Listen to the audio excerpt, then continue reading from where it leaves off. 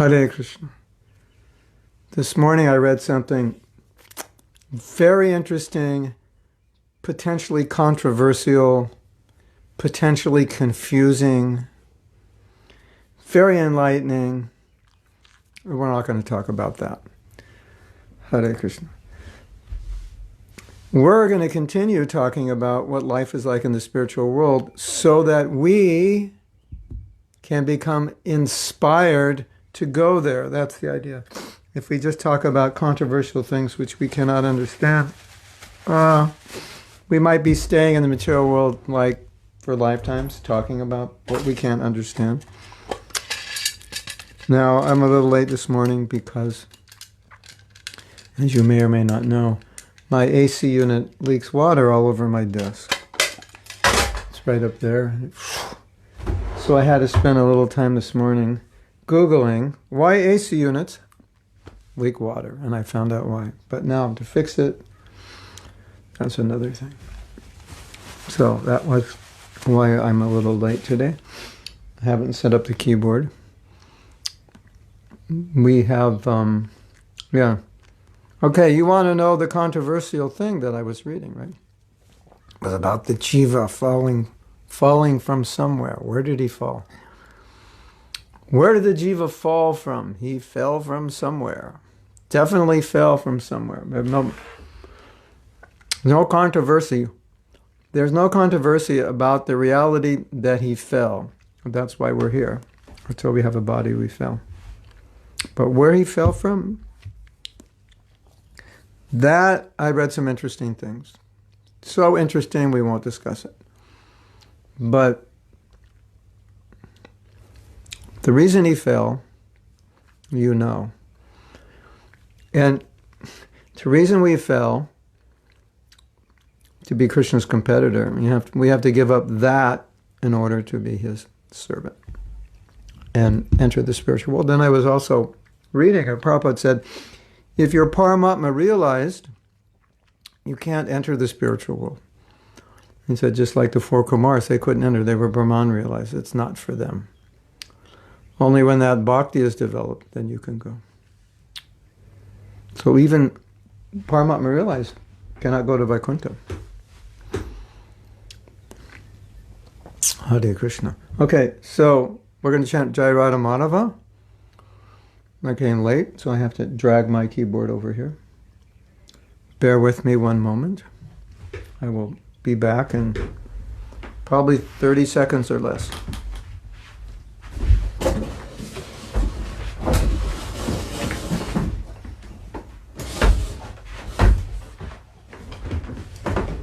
Yeah, that was less than 30 seconds. Hare Krishna.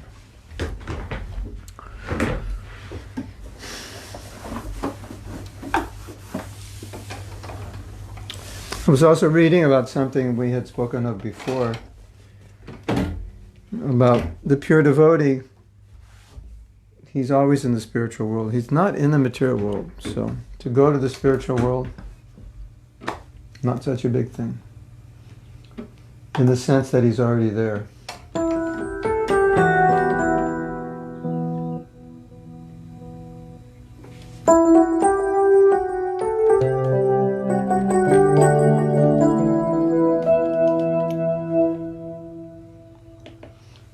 Second.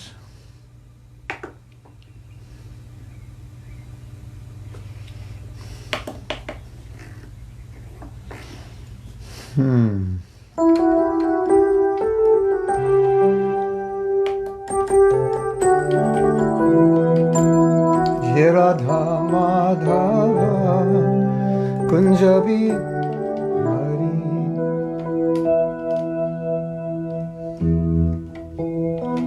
Radha Madhava Kunjabi Hari Gopi Janavallabha Girivardhari Gopi Janavallabha Girivardhari Shodhanandana Braja Jana Ranjana Shodhanandana Braja Janaranjana Shuranandana Braja Janaranjana Shuranandana Braja Janaranjana Jamuna Tira Vanachari Jamuna Tira Vanachari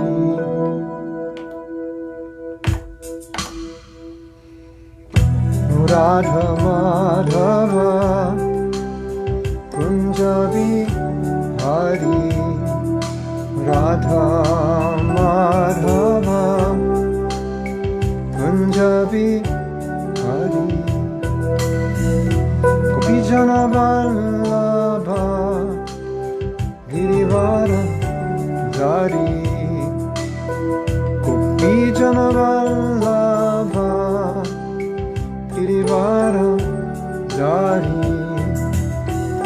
Shodhanandana Braja Janaranjana Shodhanandana Braja Janaranjana Shodhanandana Braja Janaranjana Jasodanandana Braja Janaranjana Jamuna Tira Vanachari Jamuna Tira Vanachari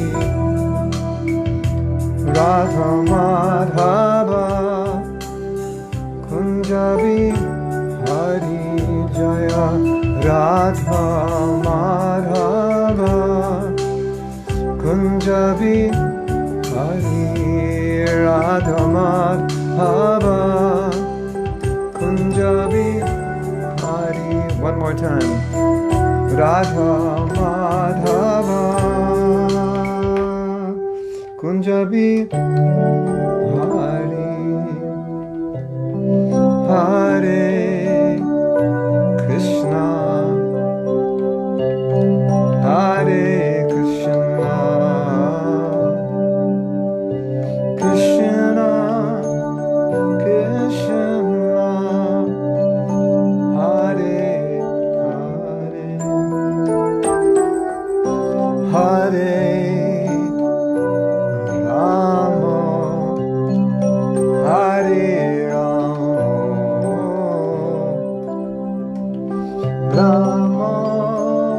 Rama Hare Hare Hare Krishna Hare Krishna Krishna Krishna Hare Hare Rama Hare Rama Rama Rama Hare Hare Hare Krishna Hare Krishna Krishna Krishna Hare Hare Hare Rama Hare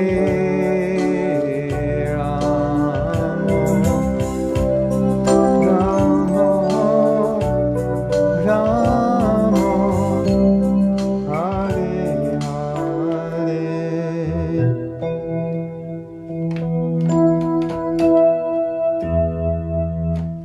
Srila Prabhupada ki jai, Shri Shri Radha Shyam Sundar ki jai, Grantaraj Srimad Bhagavatam ki jai. Go Premanandi, Hari Hari Bol. Okay, my computer. I came in late. I'm blaming it on the AC. It's very humid here, and it's difficult to work. And I have 2 AC units, and they both stopped working. I'm borrowing another. I have a temporary unit. And the AC man is coming today to tell me how many thousands of dollars I get to pay for a new AC. It sounds exciting, doesn't it?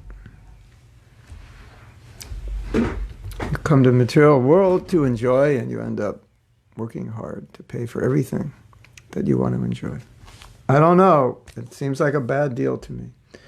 Okay, so we have 2 documents coming here. One is in the spiritual world, and one is questions about the spiritual world. And we're going to read from both. And first, we're going to read from the document in the spiritual world. There's a few things that will be of interest to us. So, we left off reading yesterday.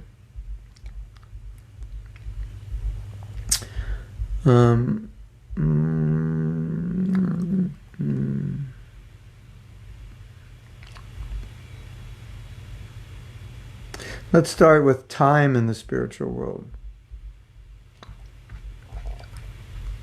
This is from Srimad Bhagavatam 3:11-38. Interesting concept, right? We talked about that a little bit. Time in the spiritual world. What? I thought the spiritual world doesn't have time. It's time to serve Krishna. It's time to see Krishna. It's time to dance with Krishna. Okay. In the spirit, this is 3:11-38. In the spiritual world, there is undoubtedly time. Undoubtedly. There's no question. But it has no control over activities. Interesting. Time is unlimited, and the spiritual world is also unlimited, since everything there exists on the absolute plane. So, there's so many things I want to do, but I just don't have time to do them. No problem. There's an easy solution. Go to the spiritual world and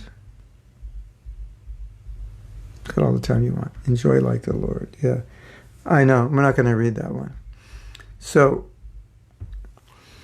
you ever do something that's really blissful in Krishna consciousness? Of course you have. And then it's like, okay, class is over. And you're like, but that was such a good class. Can't we just continue? No, we have service. I have to go to work, etc., etc. There's so much service I want to do, but I don't have time. We all feel like that. Well, there's an easy solution. Like I could do a commercial, right? Do you run out of time? Do you not have time to do everything you want? Well, we have an easy solution. There's a place called Krishna Loka where you have all the time you want, because material time does not exist. In fact, in the spiritual world, you will never run out of time. And today, for those of you who would like to go there, we have a special discount. It's called the Hare Krishna Maha Mantra. If you chant this 16 rounds a day, you will get there. This is usually discounted from the normal price of impossible for you to afford. But now you can afford it with this exclusive offer only available to residents of Kali Yuga. Yeah, there you go. Okay. So, it's interesting what Prabhupada says. Time, in the material world, time is not our servant. Time is our enemy. Time takes everything. I wish I had more time. How many of you wish you had more time? There's so many things we want to do to serve Krishna. I wish I had more time. I don't have enough time. Go back to Godhead. You have all the time. You have all the time in the world, literally. Exactly. You'll have to excuse me today. I forgot to take my allergy medicine this morning. And so, kind of like, I feel like there's different kinds of torture. They force people to speak the truth. One kind of torture is just put feathers up their nose until they go crazy. Okay, I'll tell you everything. Stop tickling me. Yeah, well, that's how I kind of feel, like tickle torture. It's interesting, right? I don't know what's worse, being slapped in the face or being tickled.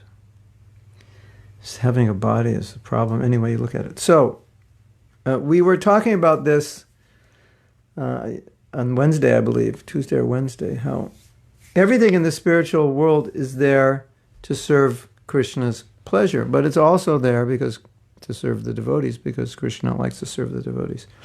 So time is the servant. So if you need time for service, time will come and say, here I am, ready to serve you. What do you want to do? Well, I need enough time to do this. No problem. We'll serve you. So that is, I have a list of top reasons to go to the spiritual world. And that's one of my top reasons. You never run out of time, because running out of time is a frustration. And then you ever have things to do, and then you want to stay up to finish them in like an hour. And say, I want to stay up to 10 o'clock to finish them, and like 9 o'clock you're trying to work, and you can't stay up, but you can't finish, and you're frustrated, and you want to stay up, but your body won't. Well, in the spiritual world, you don't have that problem. You don't have to sleep if you don't want to. So, one of the great features of the spiritual world is you have all the time in the world, literally. And of course, as you know, I've said many times, one of the other outstanding features of the spiritual world, which originally attracted me when I was a 19-year-old college student hippie who didn't want to work, was you don't have to work. That alone convinced me. Why did you become a devotee? Because I heard in the spiritual world you didn't have to work. And I said, that's for me. I don't want to work. So I moved in the ashram. And you might think, no, that's not why you moved in.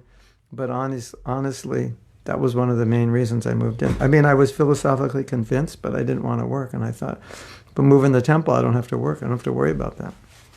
So believe it or not, that was a motivating factor. And I think it's a motivating factor.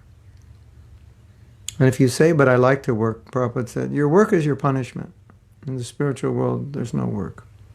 Oh, that'd be boring, no work. No, don't worry, it won't be boring. I guarantee you, when you go back to Godhead, you will not be bored. There's no question. You'll be fine. Don't worry.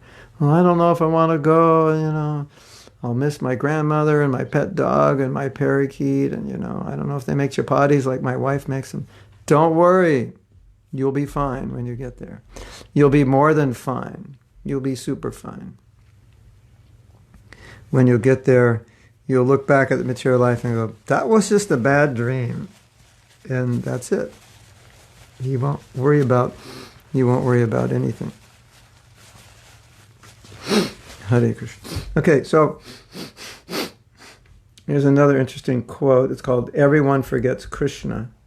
And this is from the Srimad Bhagavatam 3:13-45.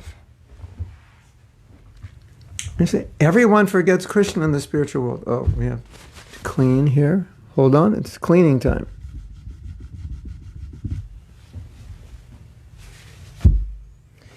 See, every day we clean the dust from the mirror of my phone, and then you can see more clearly. Everyone in the creation forgets Krishna, even in the spiritual world. Isn't that interesting?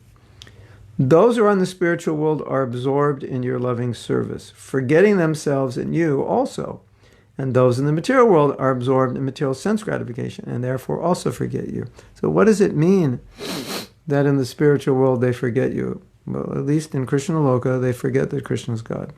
So you have Yoga Maya, Mahamaya. By Mahamaya, the Maya that everyone is in the material world, they don't understand Krishna. They don't know he's God. Krishna is not God. How could he be God? He has 16,000 wives. He's a cowherd boy. He's not God. Okay, so you don't understand who Krishna is.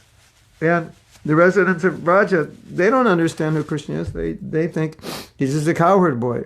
So this verse, I don't know who it's spoken by, maybe the demigods. That nobody knows who you are. We're either illusioned by Yoga Maya to think that Krishna is just a cowherd boy. He's my friend or my son or my lover, or we're illusioned by Mahamaya to think, I'm Krishna, I'm God, or have no idea who Krishna is. So now, this next section I wanted to read because it describes Vaikuntha. We're going to read a few verses. This is from Srimad Bhagavatam 3:15, 16 to 23. And then we'll go to the other document, questions that were asked to Prabhupada about the spiritual world. So, I'm not sure which each verse is, but 16, 17, I'll just count. 17, 18, no. I guess I didn't record all the verses, like some of them. But in that section, 3:15, 16 to 23, I took some verses. In those, this is about Vaikuntha, not about Braj, but it gives you an idea to reset your brain so you can understand things differently. In those Vaikuntha planets, there are many forests which are very auspicious. In those forests, the trees are wish-fulfilling trees, and in all seasons they are filled with flowers and fruits because everything in Vaikuntha planets is spiritual and personal. So you ever wonder, well, are there big shopping centers in the spiritual world? No, there's trees that just like whatever you want, it's there. I mean, have you ever thought, wouldn't it be nice if it's just like whatever I want, it just happened? I mean, wouldn't that be easier than like working all the time? If you're not Krishna conscious, the problem is it would be dangerous because whatever you want, probably you'd want a lot of people to be dead, or you'd want a lot of people to suffer. So Krishna doesn't give that Shakti in this world. He makes us work for what we want, because if, I think every politician would probably be dead now if everyone's desire was fulfilled, isn't it? There'd be a lot of people who would be dying. I wonder why he died. I wonder who wished him dead. Maybe you'd be taken to court. It was you who wished him dead. No, it wasn't me. How can you prove it? We have a brain scan. You were thinking of him. So, but in the spiritual world, it's amazing, right? You just like whatever you're thinking. The desire tree is like it knows what you want. You don't even have to tell it. Could you go to a restaurant and say, "Don't tell me. You don't have to tell me. I already know what you want. In fact, it's already ready. We already knew you were coming, and it's ready. Here it is. And you don't have to pay for it." Okay, that sounds good. I like that. That's another nice feature, another nice reason to go to the spiritual world. Whatever you want, you get. Sound good? Yeah. And it's interesting that Krishna would only make that possible for the people who only want to serve him. He wouldn't make it possible for the people in this world. In this world, it's the opposite. Whatever you want, you have to work for it. And in Kali Yuga, you have to work hard for it. And you may not even get it after working hard. But there, Krishna already knows what you want. But because your desire is pure, then no problem. Now, Prabhupada talks about the wish-fulfilling trees. Kalpa vriksha. Chintamani pakrashadmanshu kalpa vriksha lakshabriteshu shurabi raviparyantam. So, kalpa vriksha, these are called wish-fulfilling trees or desire trees. Now, here's the problem. If you have a desire tree in your backyard, you go, "Oh, that's good, I have a desire tree." I just sit under the tree and think, 10 billion ruples, 10 billion rupees, 10 billion shlatis, 10 billion euros. And they're just like big, suitcases full of money. Okay, that's okay. We can, you could, 10 million, 10 billion, you could build like 20 amazing temples or 30 amazing temples, right? Or do so many things. But there's a problem, and this was illustrated by a story Prabhupada told. I don't know if it's true, but it's a funny story. So this man, he must have been in Vrindavan or somewhere by a wish-fulfilling tree, and someone said, "That's a wish-fulfilling tree, and whatever you think of, it'll happen." So he was thinking, "Wow, I wonder if this would happen," and it would happen. And then he thought, "But what if a tiger will come and eat me?" And then a tiger came and ate him. So that's the problem with the wish-fulfilling trees. All those worries you have. What if my husband goes out today and he crashes his car? Well, that's what's going to happen. So that's why wish-fulfilling trees are dangerous for people who aren't pure devotees. So if you go to the store and they're selling like little roots of wish-fulfilling trees, I don't recommend buying one until you're a pure devotee, because if not, why did that devotee do that to me? That wasn't fair. He should suffer. Oh, uh-oh. Now that devotee's suffering like anything. So don't get a wish-fulfilling tree till you're a pure devotee. That's all I have to say. Class is finished. That's the message for today. What did Mahaprabhu say in class? He said, don't go to the store and buy a wish-fulfilling tree, a desire tree. Oh, I didn't know you. Well, that's why there aren't desire trees here, because they'd be misused. As it is said, be careful what you pray for, it might come true. Okay, so now we're going to read the next one. In the Vaikuntha planets, the inhabitants fly in their airplanes, accompanied by their wives and consorts. Hey guys, did you hear that? Wives and consorts. That sounds good, right? Wives and consorts. Did you pick up? No, it's not what you're thinking. Not like that. And eternally sing of the character and activities of the Lord, which are always devoid of all inauspicious qualities. While singing the glories of the Lord, they deride even the presence of the blossoming Madhavi flowers, which are fragrant and laden with honey. That means their singing is beautiful. Anyway, they don't think they're the body, so man, woman, don't get bewildered by that. Their singing is so beautiful. Many of us like to sing, so we can sing eternally for Krishna in the spiritual world. More beautifully than we can sing here, because we have spiritual bodies. And I don't think we could even imagine how beautiful it is. And in this world, if someone sings beautifully, it's a very emotional experience, isn't it? Some people have these amazing voices. I don't, just like, this amazing karma to sing. But you can imagine their voices? No, you cannot imagine. Don't say, yes, I can imagine. You cannot imagine the beauty of their voices. And if you like to sing, maybe Krishna might just let you sing forever. Okay, next verse. When the king of bees hums in a high pitch, singing the glories of the Lord, there is a temporary lull in the noise of the pigeon, the cuckoo, the crane, and the chakravaka, the swan, the parrot, the partridge, and the peacock. That means they're all singing until the king of the bees hums, and they all stop. Interesting. Such transcendental birds stop their own singing simply to hear the glories of the Lord. So all the birds and the bees, what are they saying?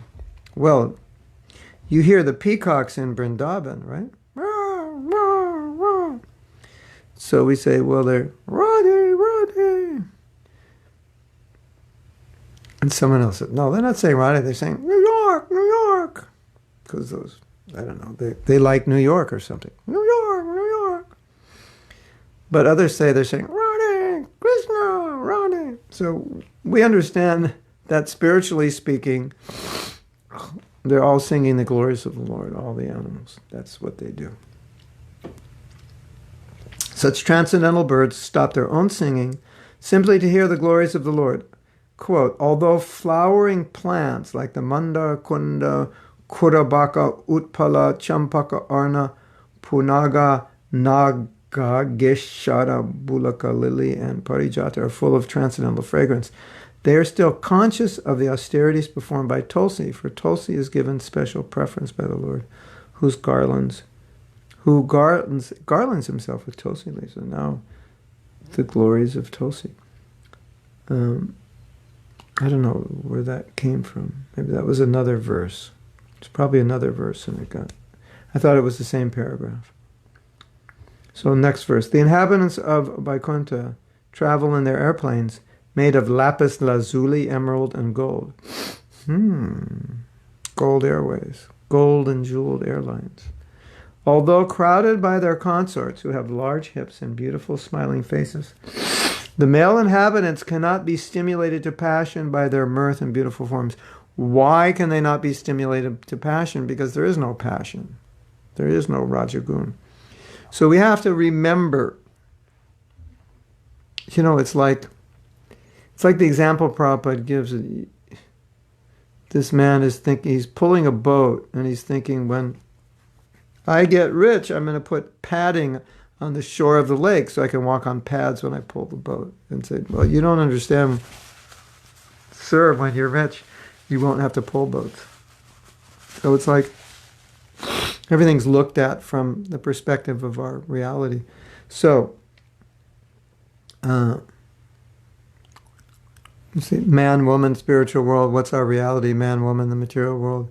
It's not like that. You just have to, if you, in the beginning, you may not understand it. Later on, as you become more Krishna conscious, you'll understand it. But in the beginning, if you don't understand it, at least understand that you don't understand. That's where it starts. Okay, that's another message for today's class. Maybe that's the title. Understand that you don't understand.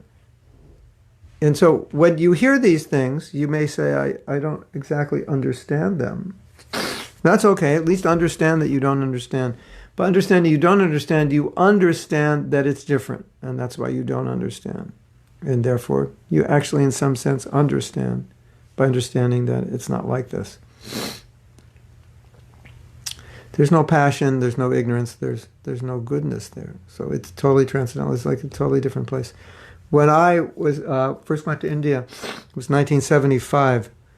And in 1975, India, to me, from my experience, was kind of like America in the 1930s in terms of its material technology. Maybe like 20s, maybe like 1910, maybe like 1890. There were different aspects of India that had modernized themselves differently.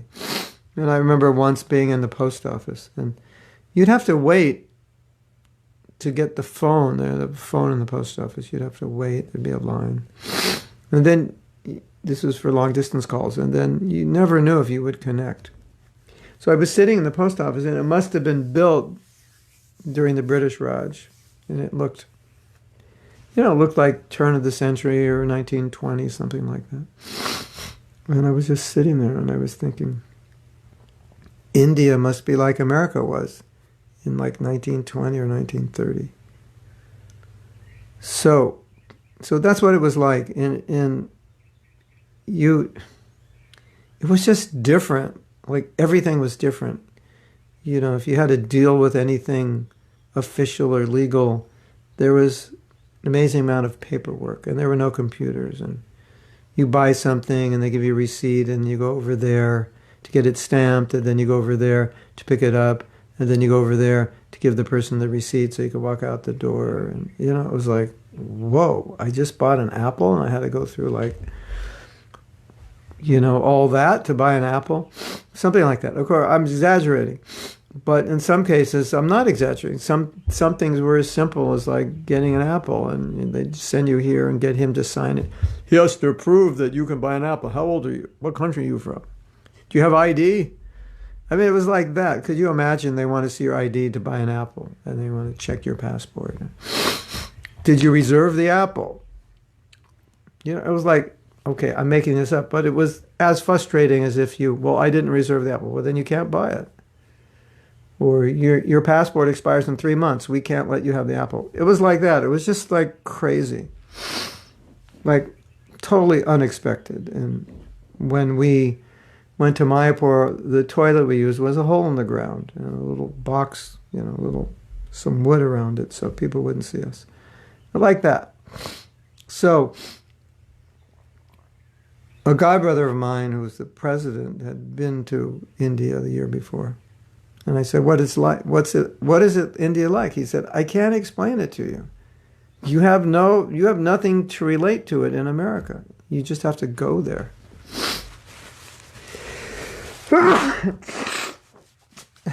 I was saying, come on, it can't be like that. He said, yes, it's like that. I can't tell you what it's like. You have to go there. Now it's different. It's much different. Although there are things about India which are unusual for Westerners still, of course. But that point, it was so different. That was his answer. He said, I can't explain it. You have to go there and see it. And when I went there and saw it, I thought, he's completely right. He could never explain this to me. I wouldn't have understood what he was saying. So the spiritual world is like that. That because we have no experience of it, until we're more advanced in getting realization, it's like it just may not make sense to us. So the thing is, that's okay, but just don't look at it through the lens of how you see this world, because then you'll misunderstand it. So when you see man and woman, don't think man, woman. Or, one of my godbrothers, he saw, we were in Vrindavan and some ladies were making cow dung patties. And he said to the women, so why don't we stop and watch them make cow dung patties, because when you go back to the spiritual world, this may be what you do eternally.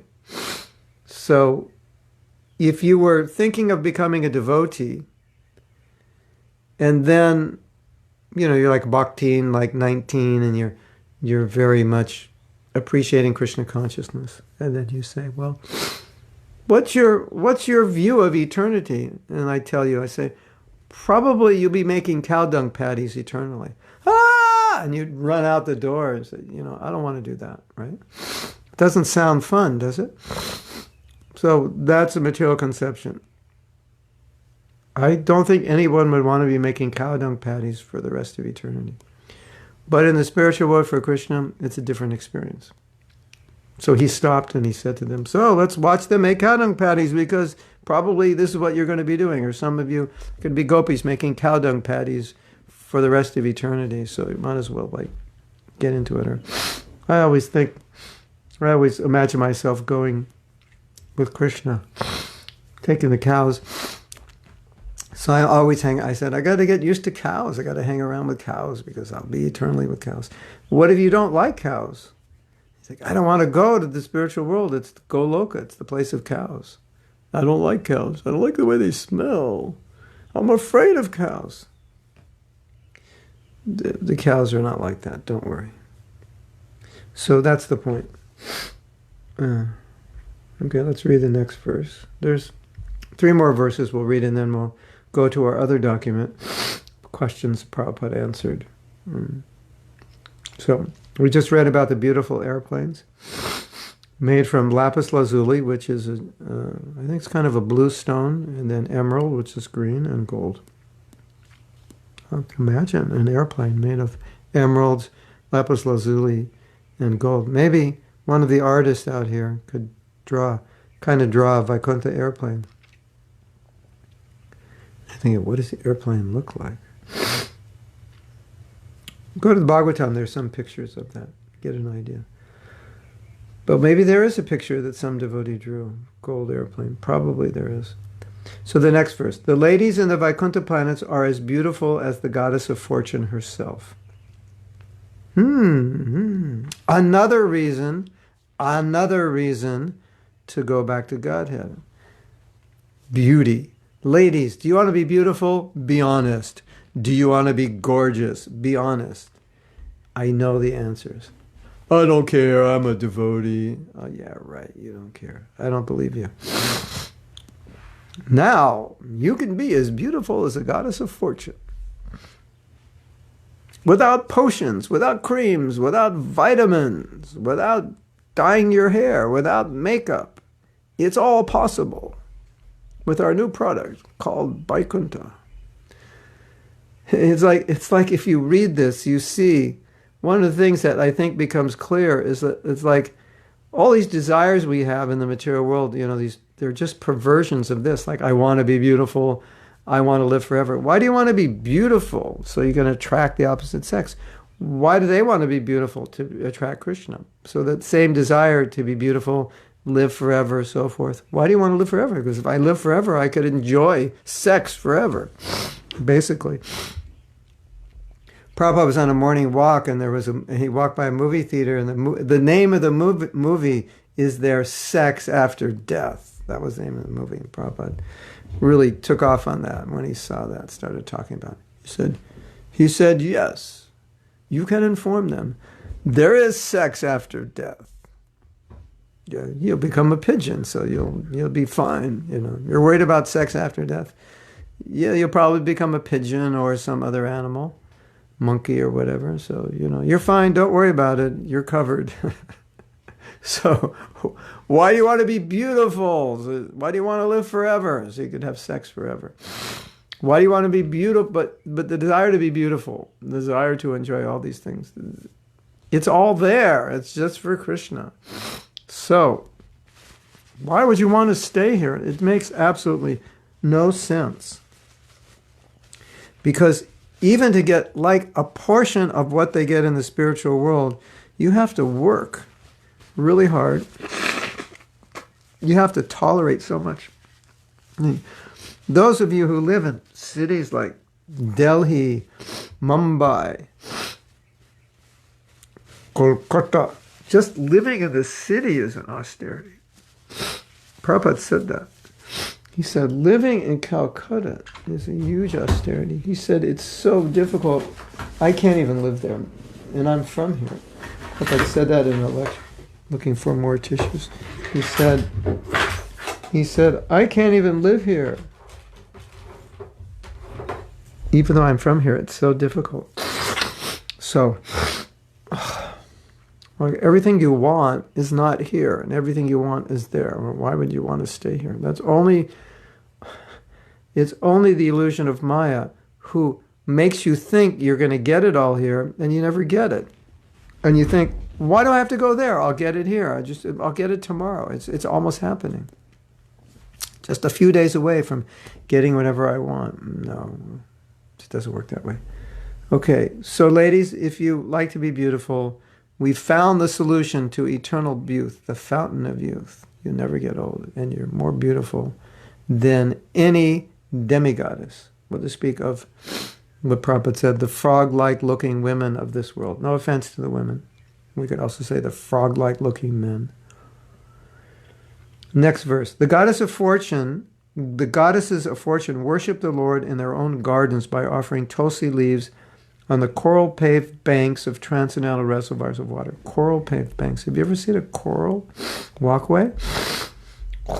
While offering worship to the Lord, they can see on the water the reflection of their beautiful faces with raised noses, and it appears that they have become more beautiful because of the Lord's kissing their faces. Of course. Krishna kisses your face, you're going to be more beautiful. And the last verse. It is very much regrettable that unfortunate people do not discuss the description of the Vaikuntha planet. So in the Gita, Prabhupada said, discuss it. Why discuss it? Because if you discuss it, you'll want to go there. You'll become attracted to it. You'll realize that's where you belong. So it's nice to discuss the spiritual world. And also, because it's transcendental, then our consciousness becomes transcendental because it's fixed on that world. And now, we had this coronavirus, which we still have. It's really absorbing. I'm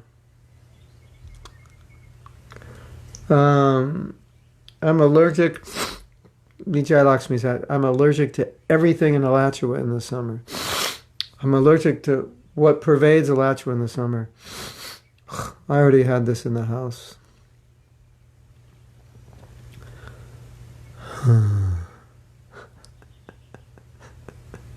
There's no allergy in the spiritual world. That's another good reason to go. No disease. You don't get sick. Who likes getting sick? Nobody. We have the solution. As we said, we're going to make a t-shirt. The number one cause of death is found in a verse in the Bhagavad Gita. It's birth. Birth is number one. The number one cause of your allergy is that you've taken birth. If you hadn't taken birth, you'd have no allergy. Simple as that. Doctor, you imagine you go to a doctor and you say, doctor, what's the cause of my allergy? He said, well, in your last life, you didn't chant good japa, so you had to, and you were attached to this guy, and then you took birth as a man, and now you got this body, according to your past karma, and according to some sinful activity you did, you now are allergic because you have to suffer because you caused this other entity to suffer. Well, what's the solution? Oh, it's easy. Get rid of your material body. Go back to Godhead. Bhakta Burfi becomes a doctor. The Bhakta Burfi show, and he becomes a doctor. That's what he tells all his patients. The reason you're suffering is you have a material body. You made a huge mistake in your last life. If you hadn't made that mistake, you wouldn't be suffering now. That's the real cause. Okay.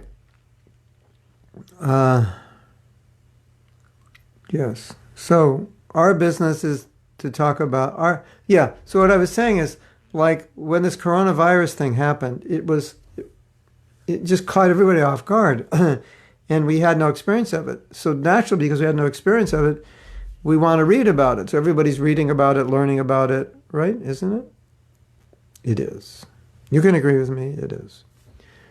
And so there was a lot of coronavirus kata, right? Still coronavirus kata. But now the kata is Black Lives Matter kata and demonstrations. And so, and there's always some kata because the news channels have to make money. So they have to, like, sensationalize everything.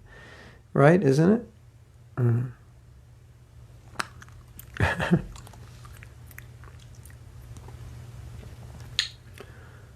Oh, yes. I was just reading what Vijay Lakshmi was saying, and I totally forgot what I was saying. Hare Krishna. I went into a state of bliss, of nothingness. There's right now, my head has nothing in it. So I have nothing to say. I will just stare at the camera, and we'll all merge into bliss. I forgot what I was saying.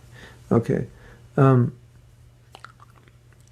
maybe that's a signal that I shouldn't say anything, and we should go to the next paper. What was I saying? Tell me. Somebody tell me. Absence, disease. What was I saying? I totally forgot. That's amazing. As I say, that's definitely proof of Krishna, of the verse, Mata smritir jnanam apohanam cha. Apohanam, I cause forgetfulness. I think Krishna wants us to read the next document, because I totally forgot what I was going to say. Anyway, couldn't have been that important. Okay, so, all right, there's one more thing we'll read, because that will take us to the end of this document, simplify it. For next Monday, we won't, unless I add to this document. No, I will. No, I don't know if I'll add to this. Maybe. Coronavirus kata. Oh, yeah. There's always kata going on, and I forgot the kata that I was talking about. So then this Black Lives Matter thing happened, and the whole world is like so upset about the discrimination, which is, it's a good thing that people don't want to tolerate what it seems like human society has tolerated since ever, that there would be exploitation of the weaker or the people they make weaker. So you could see when, another example, or this must have been, who knows, this must have been in the 90s, mid-90s, excuse me. There was a football player named O.J. Simpson, and I told you the story. I don't know if you followed the story. But O.J. Simpson was being accused of killing his ex-wife. It seemed like he did it. It seemed like there was evidence, but he denied it. But he was like this major celebrity football player. So this was a celebrity court case, and it was being televised. I think it was televised live. So like the whole country was like O.J. Simpson conscious. They were just absorbed in watching this. It was such a phenomenon that one of their celebrities that everybody loved now is in court. Oh, it was like a movie. The whole country was O.J. Simpson kata, absorbed. Magna Chitta, their consciousness was absorbed in O.J. Simpson. So you'll see that the way the world works is there's always something that's like being talked about, that the media will sensationalize. And, I fly a lot, so I don't follow the news that well. I don't feel I need to know a lot. It doesn't help me personally. And for my service, I need to know some things, but not much. But when I go to the airport, every like 30, 40 feet, there are screens, and they're talking about the news, and they're very serious. Today in Chicago at 4:37, a gas station was robbed by and this is the 14th time this has happened this year, and this is like, and they're like super serious, and they want to get everybody absorbed and fearful and talking about it. And so Prabhupada's saying we should talk about the spiritual world, because the more you talk about it, the more you'll want to go there, unless you want to talk about things of this world. Yeah, it's not an American issue. In Europe, yeah, the whole world is like, yeah. Hare Krishna. Yeah, it's interesting times we're living in, isn't it?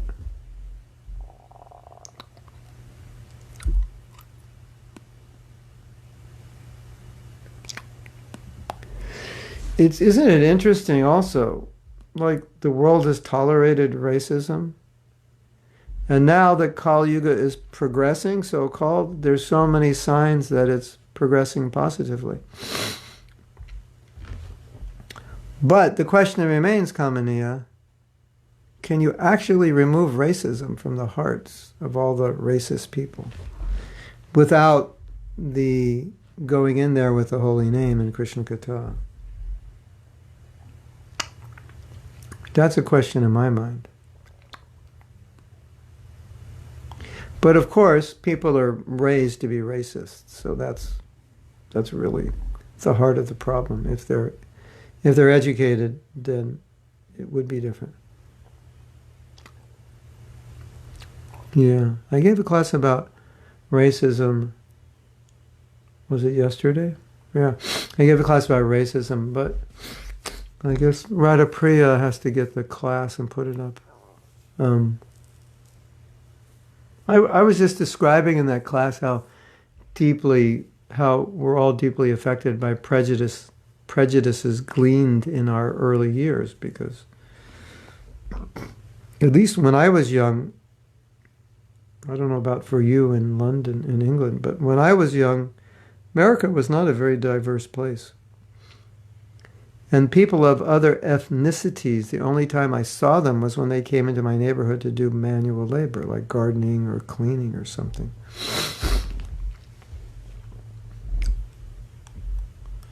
But other than that, we had no interaction. So just by keeping them out in another neighborhood, it's like puts this idea in your mind, well, they must be less than us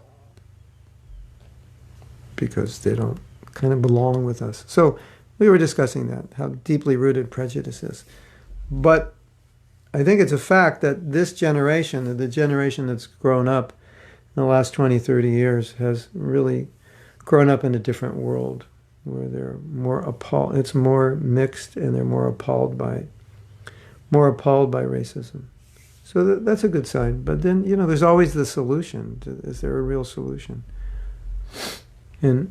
And my question also is that the people who are protesting against racism in their personal lives, do they have prejudices and do they discriminate? Maybe they don't. I don't know. It's a question. I mentioned something in this class which I found was interesting as a side point to this discussion.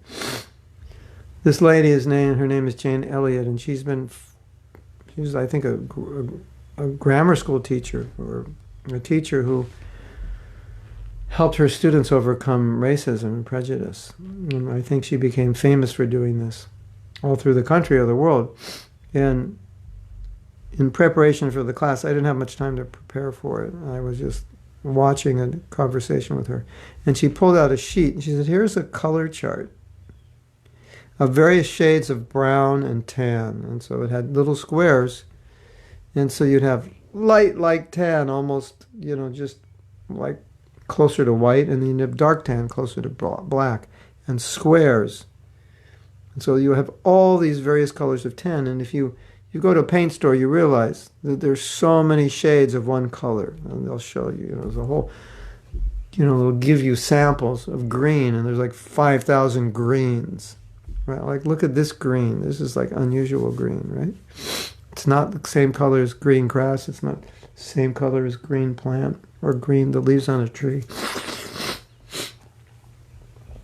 So what was interesting about her color chart with all the squares of different colors is that there were people's faces in them, and those were the colors of the people.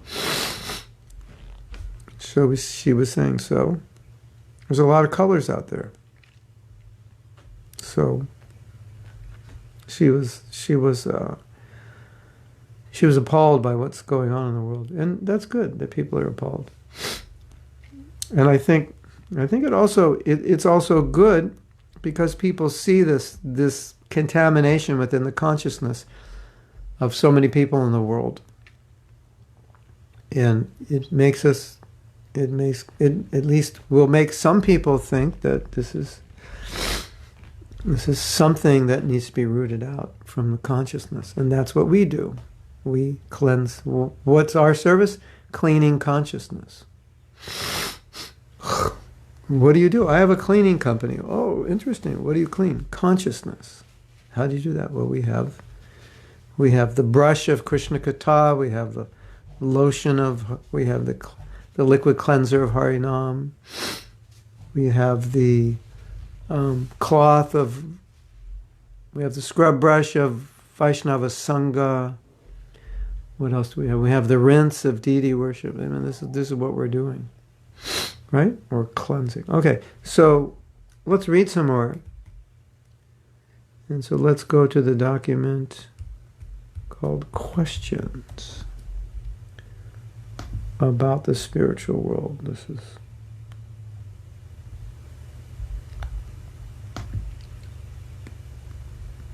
I have to bring it up. Excuse me.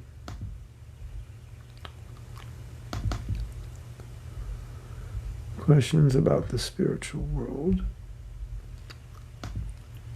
And as I mentioned before, these are questions that were asked to Srila Prabhupada about the nature of the spiritual world. And at the beginning of class, I said I had read something controversial. Well, you could imagine if people are asking questions to Srila Prabhupada about the spiritual world, they're also asking questions about how we got to this world, and that question was asked on Wednesday, and we had discussed it. And Prabhupada discusses it a little bit here, and he said something really interesting. And I don't want to talk about it, because once we start talking about it, probably for the next year, it'll be the only thing we talk about, and we'll still be confused. Yeah, what you said makes sense, but Bhaktivinoda Thakur, but Jiva Goswami, and here Prabhupada said this. I know he said that, but over here he said that. Yeah, but Bhakti Siddhanta, it's like. Anyway, at least we're discussing Krishna consciousness, even if we don't come to a conclusion. At least we're learning. So it was kind of like that, things that Prabhupada said. So I decided I wouldn't discuss it. And now you're all sitting there and going, that's not fair. You're giving us the appetizer and now you won't discuss it. Tell us, what did you read? All right, let me think about it. Maybe I will. I have to think about it more before I tell you. But I won't tell you today, I don't think. So I'm trying to find where we left off. So I think we left off Kamaniya Prabhupada listening to a recording of his own room conversation with students. April 25th, 1969, Boston. And I'm just going to go down and see if there are any comments. Yeah, caste consciousness in India. Oh, that's bad news.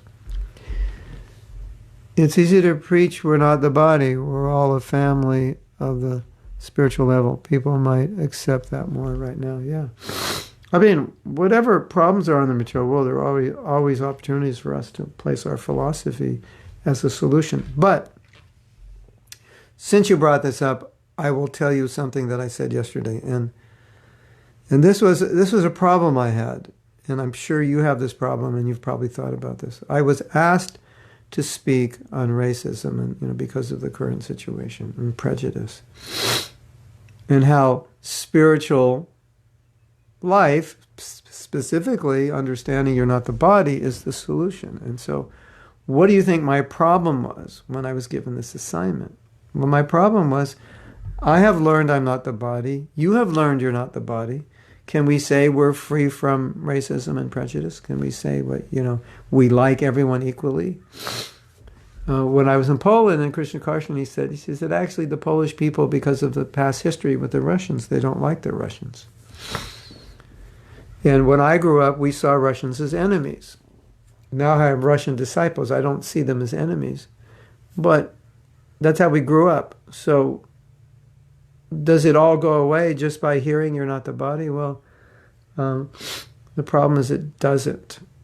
And like Vijay Lakshmi is saying, and I was told, Vijay Lakshmi, I was told, maybe this is a problem for you, or maybe you've seen this problem, but I was told by many devotees that the caste consciousness they grew up with, being growing in a higher caste, so that it's had a very bad effect on them, because it was so deeply programmed into that they're Brahmins and here these are Kshatriyas or Vaishyas or Shudras, so they feel superior to other devotees, even though those other devotees may be more advanced. It's interesting, isn't it? He said, but I said, I was just thinking one day, and I was thinking about casteism in India, and I said, this must be a real problem for you, because you're impregnated with this idea, basically in the womb.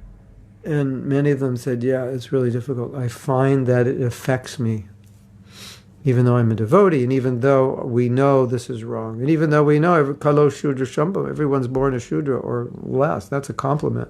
You're a Shudra. You calling me a Shudra? No, that was a compliment, Prabhu. Most people are not even Shudras. You can go up to a devotee and call them a Shudra, see if they get angry, or see if they say, oh, thank you. I thought I was a Malecha. Do you mean I'm a Shudra? You really think I'm a Shudra?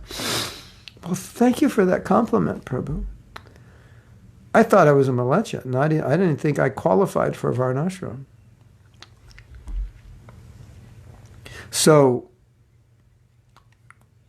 it's a reality. So I was thinking, now I have to lecture on a solution, and I know the solution is not theoretical knowledge. Knowing I'm not the body is not the solution. It's the beginning, but realizing it is the solution. And so we see even in our own hearts, or we sometimes see in the hearts of others, that I just don't like people from China, or I don't like people from this country, or some devotees don't like Indians. Just, it's a different culture.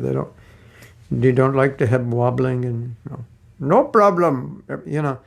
You go to India, right? I don't know now, but in the older days, it's like no matter what was going on, you'd be in a hotel and there'd be like 46 rats, 386 cockroaches, and a whole variety of other species of life. And you'd go to the person who's the head of the ashram, of the ashram meaning place where you live, where you've rented a room, and you tell him, and he's like, no problem, Prabhu, no problem. Here in Vrindavan, we friendly to all entity. And you're like, huh? But I can't sleep, and they might bite me. No, it's Vrindavan, no problem. Hare Krishna. Do you ever experience that? A little too transcendental for me. Yes. Anyway, so this was my anxiety, that even though we become devotees, we don't realize it. And so you go to India and that guy does that, and you're like, I can't take it. I don't like Indians. They're so like ah. So a lot of Westerners have that problem.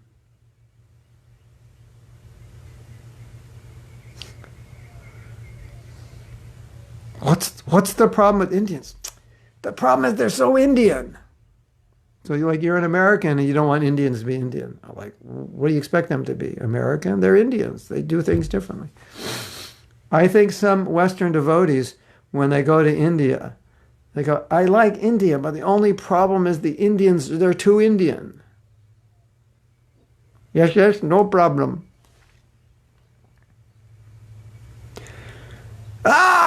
There is a problem. No problem. Why you worry? No problem. We take care. Yeah, you took care of it yesterday and there's still a problem. No, Prabhu. Today we take care. You're like,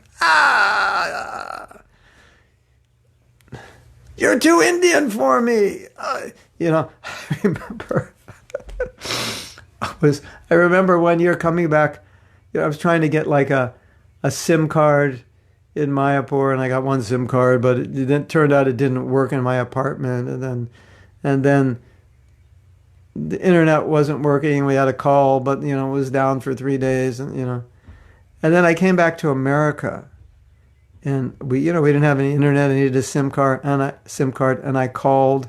In like 10 minutes, everything was taken care of. And they'd say, Is there anything else you need? If there's any problem, just call us. Do you have everything you want? And I got every internet service, phone service, SIM card, new phone, everything in like 10 minutes. I was like, yeah, that's America. That's the difference between America and India. So my point is, this is reality, and so I'm supposed to give a class how spiritual knowledge is going to solve the problem. And then as devotees, we haven't solved the problem. Like Indians, this is a fact that I've noticed.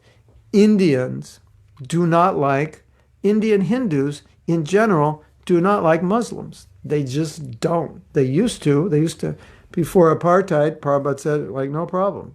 But apparently after apartheid, there's a huge divide, at least for many Indians that I've seen. And I'm talking about Indian devotees. When we would talk about Islam and Muslims, they would have negative things to say. So my point is, just understanding you're not the body, you've got a long way to go to overcome prejudice. And we're talking about devotees. But isn't it interesting? Then this is even confused it more. Kamaniya, I think you're probably thinking like this. If you know this lady, Jane Elliott, and if you listen to her talk, she is so much against racism.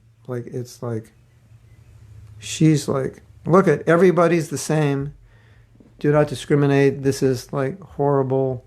This is ignorant, on and on and on. And I'm listening to her and I'm thinking, she seems to be more self-realized than most devotees. She seems to be more equipoised, equal. I think in her family they adopted children of different ethnicities, and she loves it, and she doesn't discriminate, and she's like, there's no difference, treat them all the same. This is a abomination that we're not equal to everyone. And I'm listening to her and thinking, whoa, I wish every devotee felt like she did. And then we have these problems in ISKCON, the women second-class citizens, and black devotees feeling sometimes second-class citizens.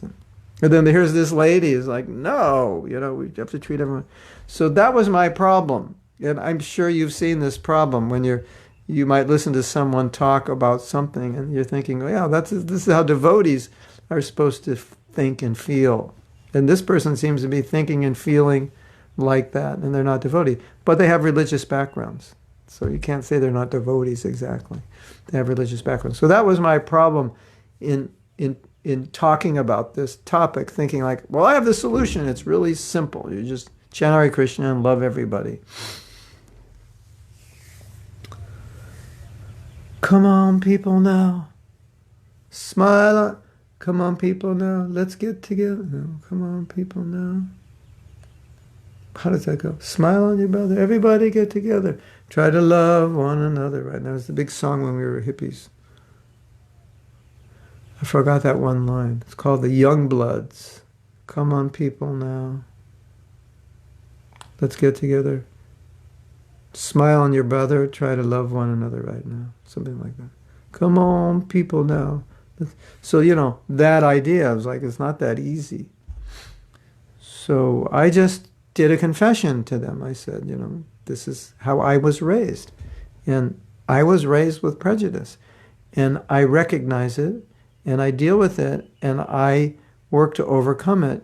And until we all overcome our prejudices, the world's going to be not a great place. That was the basic idea.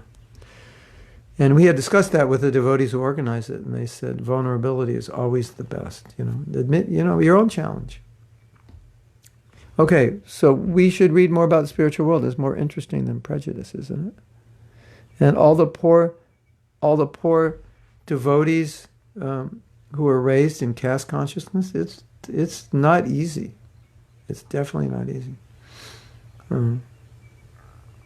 Yeah. So we have a link. Brown eyes, blue eyes experiment. It's interesting. You should, if you have time, listen to her a little bit. It's quite interesting.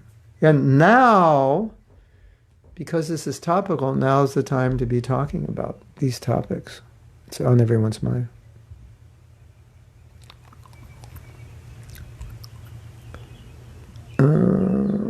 Kamini said, I think it's dangerous for us to think that it is very much both. But now I forgot what both is. It's like caste unconsciousness. Colorism is very real in India, also in black-bodied communities. Yeah. The darker your skin, consider the lower you are. The lighter your skin, the higher you are. So all of you with light skin, don't go in the sun because your skin will get darker. Then you'll get what's the word? You'll get what's the word? You'll get demoted. You'll get demoted down. The darker your skin gets, the lighter your skin gets, the higher. Hare Krishna. I think what you don't want to talk is a fall down of the soul in spiritual world. Yes. Krishna Karshani knows what goes on in my head. She's right. Being fair-skinned is a criteria in arranged marriages. Yeah, of course. And the family, the caste. But that is there, in astrology, the family should be similar. Like a Brahmin woman cannot marry a man of a lower caste. It won't make a good marriage. So there is validity to it, but the spiritual sees the material difference without discrimination. But in material consciousness, you see the difference, and therefore you discriminate. So that's where the problem is today. It's like there's Varnashram, which had become the caste system, because Varnashram needs a society guided by Brahmins for it to function well. And so when you don't have Brahmins functioning, then Varnashram just becomes used as a means of exploitation. And that's what happened. The Brahmins were exploiting. We're better.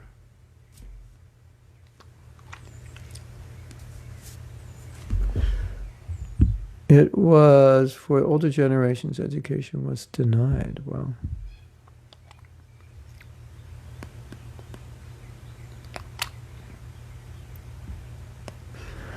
Kamania says, I'm honestly grateful you're not going into the hole. Didn't we fall down? Speaking for myself, I am so away from that being any kind of real issue for me. We did talk about it yesterday, but my answer was quite ambiguous. I'm still learning the ABCs of our philosophy. It would just be a necessary distraction. But so, as we said on Wednesday, it's not so important what floor you fell from, but the fact to know why you did fall and how to get out of here. That's what's important. The non-Brahmins were treated badly to the extent of untouchability. Today, it's a crime by law in India, yeah. But it's in the consciousness. Indians are like Italians, and I love Italians. Everything's okay. That's why we see so many private educational institutions by non-Brahmin communities. Interesting. India, this is an example of something that I've talked about before. It's spiritual knowledge in the hands of people who are unqualified. And so all this casteism is spiritual knowledge in the hands of unqualified people. So it has to be administered by qualified Brahmins, because there won't be discrimination. There'll just be recognition for social organization. You're good at this. You're the accountant. You're the manager. You're the leader. You're the educator. Okay, so let's get to work. Not like you're better, you're worse. But there's some respect and so forth given according to the different positions. But then because the tendency to exploit and take advantage is there, that anytime you give people power, the ordinary person will misuse it. And we talked about that in the class also, the misuse of power. When you get power where you can dominate people, there's always this tendency to dominate, because that's the conditioned tendency. So the conditioned tendency comes. See, the problem is that something interesting happened. When I was young in the late 60s, there was the civil rights movement headed by Martin Luther King to speak up on behalf of the black people. This is like the same issue, and it's like, that's why so many of the African Americans are like so frustrated. They say, we've been talking about this for like 50 years, and it was just like not much is happening, not enough. But someone who was part of that movement said that even in the civil rights movement, which was fighting for equality for African Americans, he said the women had a lesser position. The women were discriminated against because at that time in society, very few women held leadership positions. It was always the men. So when you'd form a civil rights movement, then men were at the helm of it, because that's just the way society was. And so some of this is like subconscious programming. It's just, so this is the cultural way it's done. So even in the civil rights movement, the men were superior to the women. So it's a problem when you make classification. If you don't have people who are very spiritually advanced, they can't deal with the classification well, and then it becomes perverted and it's used to exploit. And that's what happened with Varnashram, turning into a caste system. And the Brahmins, who are the ones who are meant to be the most humble and serve everyone, used it to take advantage because they were on the so-called top of the system. That's the problem. So spiritual knowledge in the hands of unqualified people is used to exploit people. That's what ends up happening. Many of the backward class communities have taken to Krishna consciousness because they're happy to identify as Brahmins. Wow. And all the Brahmins are screaming, even the ones who have left their bodies are screaming in their graves. But you cannot initiate these malechas as Brahmins. And Prabhupada said, yes, I can. I heard this amazing story yesterday. And you know what? I think I'll tell you the story. So, this one devotee named Kaushalya, she told Prabhupada, I've learned the Isopanishad. And she's a very good singer. So they were at a program, I believe it was in Amritsar. Thousands of people. And Prabhupada, or somewhere, Prabhupada said, chant Isopanishad. Like, in front of all these people. So she chants it, and Prabhupada, he was so happy, so happy, so happy. He was beaming. After she chanted, this is not the story I'm telling you, this is just a side point. After he chanted, he said, come here. He said, and he just took her, pulled her down, and just patted her head like a dog. Hare Krishna. But some man said, Prabhupada, her Sanskrit is not pronounced properly. And Prabhupada said, yes, I know. And he said something like, but she has millions of times more devotion than you will ever have. Hare Krishna. And when I heard that, I thought, that's it. That's the essence. It's not about what caste, what your qualification is.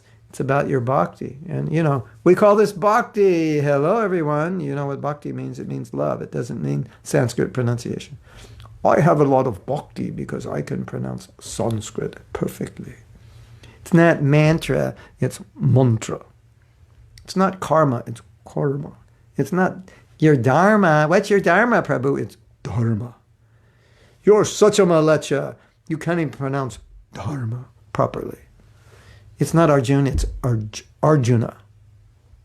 Kardama. Can't even pronounce your own name right. Look at you, such a malecha. I think most devotees probably don't even pronounce their names properly.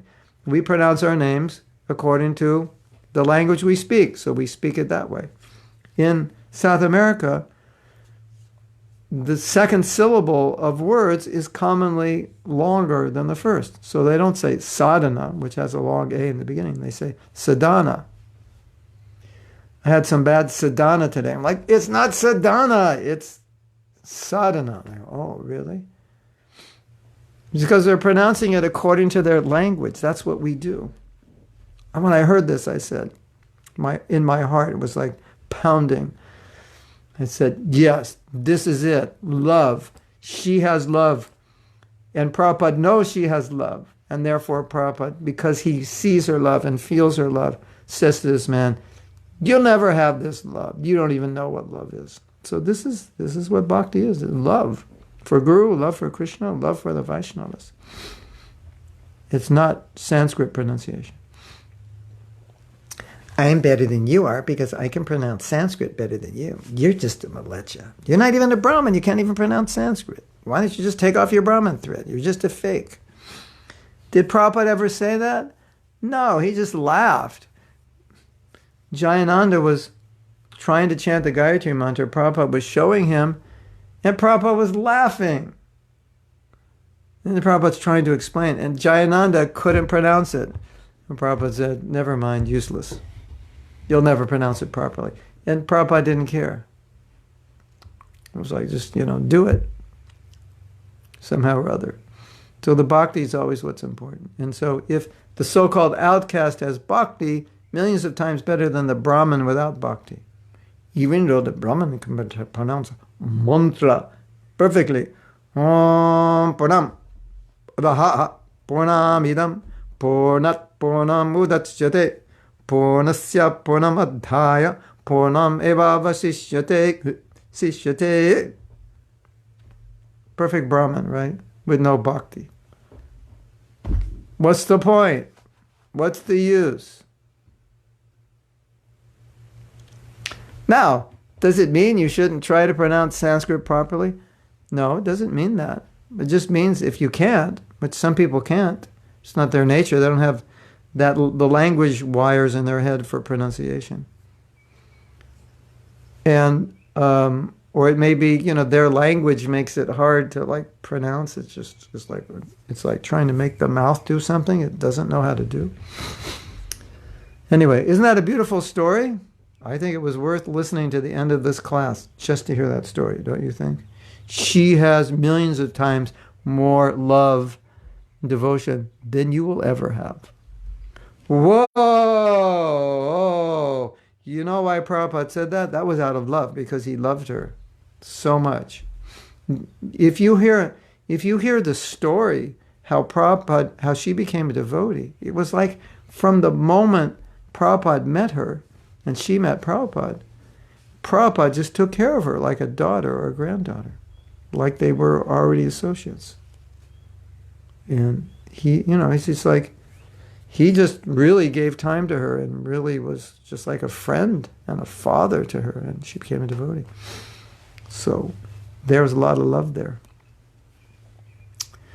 So Marco says, I believe that in order to have an equal vision and not to have prejudices, love for Krishna and for all creatures must be realized if we really perceive the Paramatma in the heart of all living entities.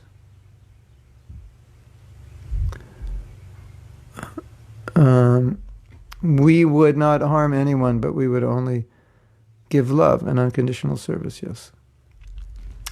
But Bhakta Burfi says, Prabhu, I like the Paramatma in your heart, I just don't like you. No offense. But it's not supposed to work that way. If you see Krishna in the heart, then you're supposed to love everyone. In fact, it is a fact when you love Krishna, you will love everyone. It's just, they go together. They're not two things that happen at different stages. I love the Paramatma in your heart, but the casing, I don't think it's so great. Casing meaning the person who has Paramatma in his heart. Prejudice can only be overcome by exemplary behavior of the leaders on all levels. Yes. That's why, Prabhupada always said the solution is Krishna consciousness. Jane Elliott is really smart and sharp-witted. My question to her would be, are you vegetarian? Then we really know how deep, yeah. But it's like, let's say she's not vegetarian, and I don't get the impression she is. So there's obvious contradiction, no question. But what's interesting, just as a point of discussion, not as a point of judgment, is that the nature of Kali Yuga is you have all these opposites. You have like vegetarians who discriminate and non-vegetarians who don't. It's like everything's just like mixed up. It's not supposed to be like that. But that's Kali Yuga. But whatever the case may be, we can see the paradoxes and the hypocrisy. Definitely we can see it because we have knowledge. But at least we can, it's just interesting to see how, in terms of racism, how, at least it seems to me, apparently free from that attitude she is. And it is due to some religious background. And then, of course, you get this huge contradiction of very religious people who are still eating meat, who are austere, who are sense-controlled in other ways, dedicated to serve, they know God. So it's Kali Yuga. It's just, Kali Yuga is like this personification of contradictions. And look at ourself. What did Prabhupada say? He said, Sat Yuga, devotees and demons, different planets. Or was it different universes? Then Treta Yuga, different planets, Dwapara Yuga, different areas, Kali Yuga. They live in this, they not only live in the same area, they live in the same body.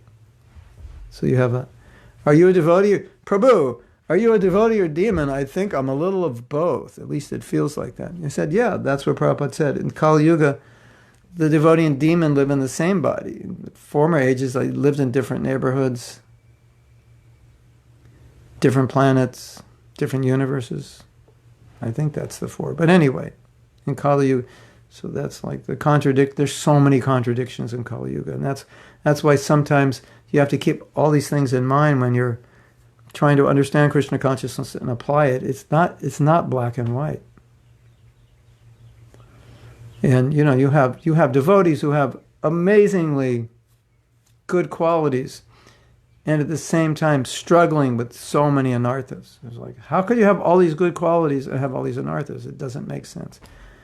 The answer is, it's Kali Yuga. That's the answer to many questions about why is it like this? It's because it's Kali Yuga, that's why. Why is it that some women are more intelligent than men? Why is it that some women are more fearless than men? Why is it some men are more concerned about how they look than women? It's Kali Yuga, everything's mixed up.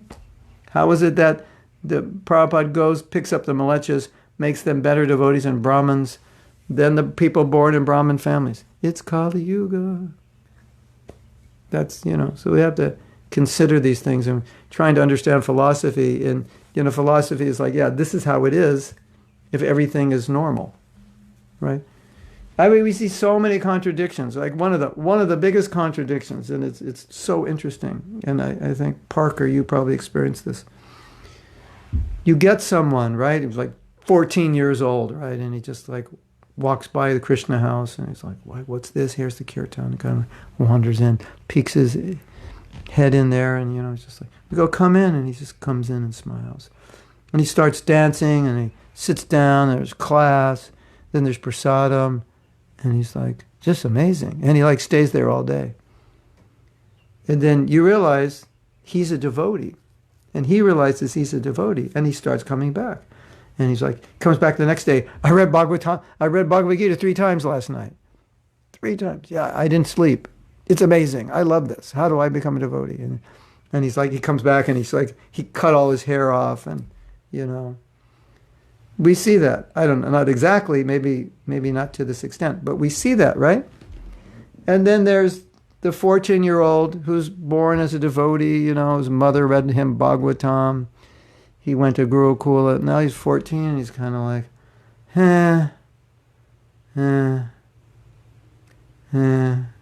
Have you seen that? I mean, towards Krishna consciousness. Yeah. And he's looking, and he's got a collection of innuendo equipment and games and this and that. It's like, that is like weird, isn't it? Have you seen that? That's like one of the strangest things. What's the answer? How can that happen? It's Kali Yuga, Prabhu. So, a little secret for all you preachers. If you don't know the answer to the question, just say, the answer is, it's Kali Yuga. No. But, that's a joke. But, in some cases, that is the answer. It's Kali Yuga. Krishna Kant says, I noticed something interesting with the kids at the school. Most of the Indian kids, when they paint people, they usually paint them white. It's very rare they paint people brown. Yes, that confirms what Vijay Lakshmi said, because white is the preferred color. Sometimes we see discrimination from Prabhupada disciples to ground disciples. It can happen. I shouldn't say it can happen. It does happen. Yeah.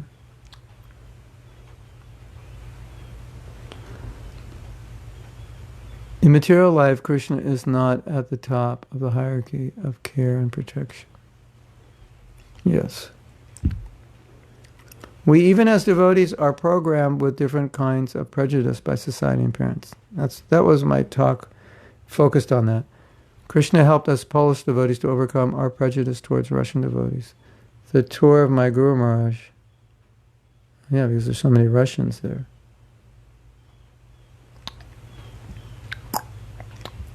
The tour of my Guru Maharaj in Poland is right now 80% based on Russian devotees. Having chanced to know them, we see how good and sincere devotees they are. So it seems that sometimes the solution to overcome prejudice, is to know better. Exactly, 100%. Yeah. So if there's a certain, of course, sometimes it backfires if you meet the wrong person. Right. So if you think, you might think, Russians have this reputation in some areas of ISKCON as being fanatical. So for people who don't like fanatical devotees, or devotees who are too strict, they might meet a Russian devotee who's very strict and fanatical. But it might be a great quality of his that he's very strict, but you may not like it. So then by associating with him, you think, I don't like Russians, they're too strict. My name Igor. I do book distribution. Only for Srila Prabhupada. Nothing else. Everything else Maya. Only book distribution. You're like, whoa, I don't like Russians. Oh. So, but generally, it's funny. I don't find, some Russians are fanatical. I find most of the Russians seem a little more liberal. They seem more on the liberal side, interestingly enough. Anyway, it is true. And Abraham Lincoln said, if I don't like somebody, then I must need to get to know him better. I must learn. If I don't like someone, I need to get to know him better. I need to, and I think I actually this brings up a really good point. You can make a note of this if this is your service. Some devotees were asking me and say, well, how do we build better relationships with devotees in our community, especially in communities maybe where the relationships are strained? And I said, the best thing you can do is you either do seminars or you go on trips, and then you pair devotees up who don't know one another and say, okay, for the next 2 hours, let's say we all go over to the forest or we go to a campground or something. Let's say we have 8 hours and say, so I spend 2 hours with 4 different devotees. So for the next 2 hours, we just hang out, we talk, We go for a walk, we go for a japa walk, we read Bhagavatam. We do things together to get to know that devotee. And you'll find by getting to know them, learning about their life, their struggles, everything, you'll get to like them. I think it's one of the best things we can do to create better devotee relationships where there's strain, or even if there's not strain, just bring a community together, is to get to know people better, because the more you know people, the more you get to like them. And then you also get to understand why they do certain things, or why they're upset about certain things. And so, oh, he explained that because when he was a kid, this happened, and therefore, he has this fear, and that's why when he sees this, he gets upset. And I say, oh, now I understand. So he's a good guy. I understand why he gets upset. So, And the sages close their eyes. That's a song? Where is that, Damayanti? Is that from a song? That sounds like... Is that from like Goramani? Or is that song they did about... they did a song, and the sages close their eyes, about how everything is not sacred anymore. It's kind of like that song. They cut down a forest to put up a parking lot. Something like that. And they cut down a forest, put up a parking lot. This class is going long. I guess we have to go long because it's Friday. You want more for your money. Contradictions like Mother Teresa from Calcutta eating meat as... where is the Dalai Lama? How can we understand it? I have met some devotees who looks amazing Brahmins, but they treated their wife... mistreated their wives, yeah. Well, I think one thing, at least we can say for devotees, because most of us were not born as devotees, we have bad habits and nature, and so we're trying to purify them. So if, let's say, a devotee misbehaves, mistreats his wife, which should be not tolerated, but just for the sake of a philosophical discussion. They're cultivating Krishna consciousness, and they have many good qualities. It's just they have many bad. And because we're not yet purified, we have good and bad. So due to their past karma and samskars, they're evolved in certain ways and not evolved in others. So that's how we understand that. Not that we should tolerate it or rationalize it, but it's kind of like, the way I see it is like, the pot has got burnt rice on it, and you've cleaned half the pot, and half the pot is clean, but the other half is still full of burnt rice. So it's like certain parts of them are cleansed, and other parts still need to be cleansed. And it's important that they understand that their mistreatment of their wife is an anartha, and they can't justify the fact that they're good devotees and mistreat their wives and not think anything of it. So it's part of the symptom of Kali Yuga, that Kali Yuga means we're not purebred. We have spiritual inclination, material inclination. You see that a lot. A lot of religious people are kind of crazy. They believe in God in kind of fanatically crazy ways, do crazy things sometimes, go into church and whatever they do, speaking in tongues, and it looks like this is not normal, not crazy. And so some people have that nature, and some people have exploited their position as spiritual leaders. They live with a very extravagant lifestyle, but they have faith in God also. It's the standard answer. It's Kali Yuga.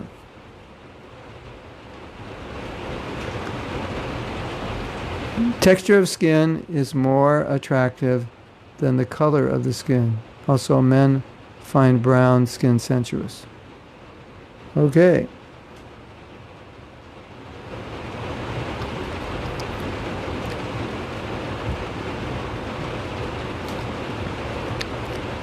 Indian women don't realize it. They want light skin. Shanavi Harrison's song, yeah. And the sages close their eyes. Some Russian devotees are so fanatical sometimes that it becomes a problem even for Russians. I travel a lot and notice it, yeah. My name Bhakta Boris. My service Bhuktistabusan. I'm brahmachari. I don't talk to women. Yeah, that's like the image. But it's kind of, it's somewhat, for some Russians, it's in their blood.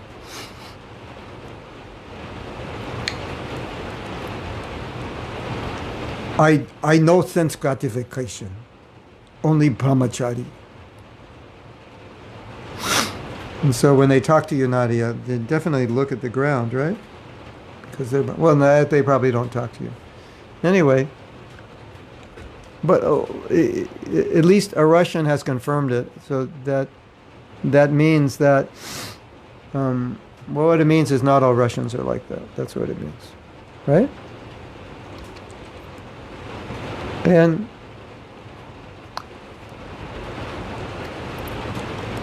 yes, we have, what's his name? Yama Niyama Das. Nama Yama Niyama is a fictitious character played by a Kendra Prabhu, who is a fanatical Eastern European devotee. He is the incarnation of Bhakta Burfi, and he sings songs that describe how this fanatical devotee thinks, and he has fun with it.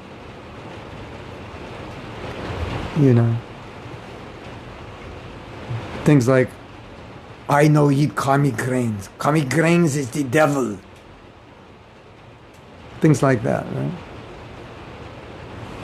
So, it's a bit, to laugh at ourselves, but to also understand our own fanatical nature. Thanks to Russian devotees, lots of classes, lots of preaching. It's helping to stay in Krishna consciousness, motivated. Yeah, the Russians are like, I love the Russians. Russians, we love you. I love the Russians. They're so serious about Krishna consciousness. They're like so sincere. Really, honestly. Because I have Russian disciples, so I know what Russians are like, and they've got something in them that really helps. If you want to be Krishna conscious, you might have to take birth in Russia, like a river to the sea. So I bless you all. If you don't go back to God in this life, you take birth in Russia in your next life. No, but why not India? Because then you'll get an Indian mother-in-law and she'll drive you crazy. That's why. I mean, can you imagine what India will be like in the future? I mean, who knows if they'll even believe in God. I mean, it's like hard to say. We've heard things like Vrindavan is just going to eventually it just won't be a Dham anymore. It'll get so bad. So maybe Russia is a better place to take birth. Yama Niyama Das Brahmachari. Yes. You can if you want to have a good laugh, then just Google Yama. Let's see if that's what you Google. Yama Niyama Brahmachari. Let's see if it comes up. Yep, there he is. You've got videos of him. You've got a page for him, a website.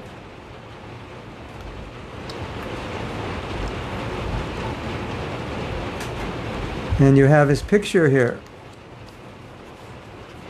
Can you see it? There he is.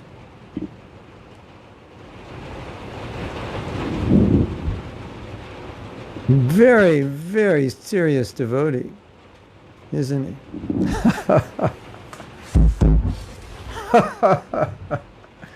Hare Krishna.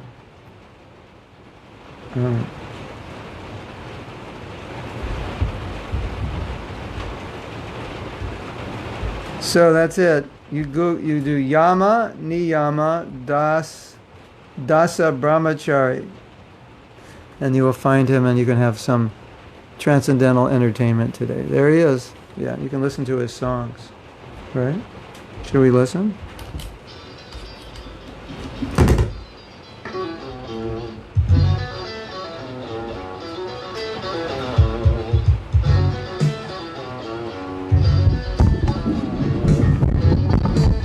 Yama Niyama Das Brahmachari.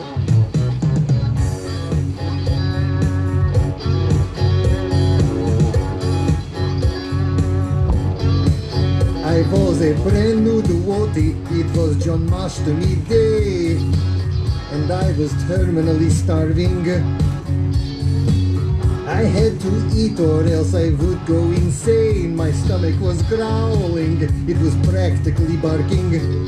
I was hypoglycemic, in a very bad mood. My mind became ruthless, thinking how to find some food. I could not wait for midnight, by then I would be dead. Visions of gulab jamans were dancing in my head, and it was life on a fast day. Surely make you lose your mind. Life on a fast day, oh yeah.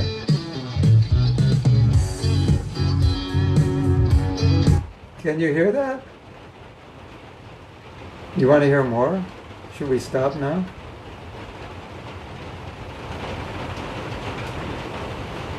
Yes? No? You like it? You don't like it? Should we finish the song? I just need to know if you can hear it and you want to hear it. We'll end class here, yeah.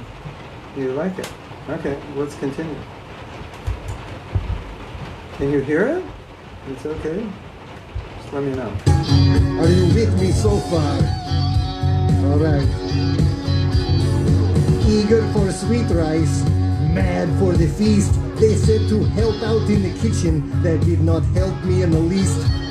They threw me out for salivating on the cutting board. They said, take your snout outside, you're spoiling the bhoga of the Lord. I made so many visits to the Charanamrita stand. It took 7 strong pujaris to get the spoon out of my hand. I began hallucinating. 1 bar of soap became sandesh. I thought 1 tilak ball was ladu, although maybe not so fresh. And it was life on a fast day. Surely makes you lose your mind. Life on a fast day, oh yeah. Life on a fast day. Check the time all the time. Life on a fast day, oh yeah. Hello, it is Govindas. Oh, you are open today? Oh, good. What is on your menu? I will take 2 of everything. Make it 3. Yes, and I will pick it up. No, I will not pick it up. You can deliver it to my... No, you cannot deliver it to my... Oh, I know. You can put everything in a plain brown paper bag. Anyway, you get the idea. That's the best one. Okay. So, by the grace of the Russian devotees, we have the incarnation of Yama Niyama, who can make you laugh and make you have fun. Okay? So, okay, today, in 2 hours and 10 minutes on Zoom, we're going to chant japa. If you want to chant japa with us, we'll chat for an hour. So that's at 12 noon Eastern Standard Time, which is 2 hours and 10 minutes from now. So you're all welcome if you're awake and feeling and have the time. And then, I don't think there's anything else. Let me look. For the London devotees. But I don't know if it's private or not. If it's not private, we'll class tomorrow for the London devotees. If it's not private, we'll let you know. Hare Krishna. And prayers for New Vrindavan, yes. That's another issue. His name is Yama Niyama. No, the name he gave himself, Yama Niyama. His actual name is Ekendra. Hare Krishna. Srila Prabhupada Ki Jai.